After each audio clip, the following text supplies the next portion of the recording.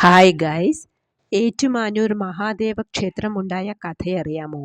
ഖരൻ എന്ന അസുരൻ മുത്തശ്ശനായ മാല്യവാനിൽ നിന്ന് ശൈവവിദ്യ ഗ്രഹിച്ച് ചിദംബരത്ത് പോയി ശിവനെ പ്രീതിപ്പെടുത്താനായി തപസ് ആരംഭിച്ചു. ഭക്തന്റെ തപസ്സിൽ സംപ്രീതനായ ഭഗവാൻ അവന് 3 ജ്യോതിർലിംഗങ്ങൾ സമ്മാനിച്ചു. തുടർന്ന് ആകാശമാർഗേന യാത്രയാരംഭിച്ച ഖരൻ ശിവലിംഗങ്ങളുടെ ഭാരം കാരണം അല്പനേരം വിശ്രമിക്കാൻ ആരംഭിച്ചത് എവിടെയാണ്? വൈക്കത്ത്. തൻ്റെ വലതു കൈയിലെ ശിവലിംഗം ഇറക്കി വെച്ച ഖരൻ വിശ്രമം ആരംഭിച്ചു. അല്പസമയം കഴിഞ്ഞ് ഉറങ്ങി എഴുന്നേറ്റ ശിവലിംഗം എടുക്കാൻ നോക്കിയപ്പോൾ അതെടുക്കാൻ പറ്റുന്നില്ല.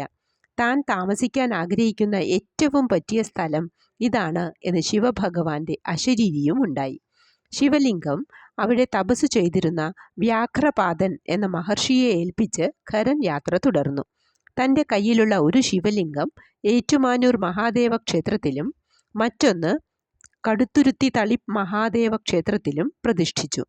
ഇന്നും ആ 3 ക്ഷേത്രങ്ങളിലും ഉച്ചപൂജയ്ക്ക് മുമ്പ് ദർശനം നടത്തുന്നത് പുണ്യമാണ്.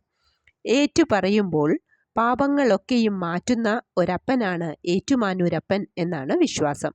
കോട്ടയത്തെ ഏറ്റവും പ്രസിദ്ധമായ മഹാദേവ ക്ഷേത്രമാണ് ഏറ്റുമാനൂർ മഹാദേവ ക്ഷേത്രം.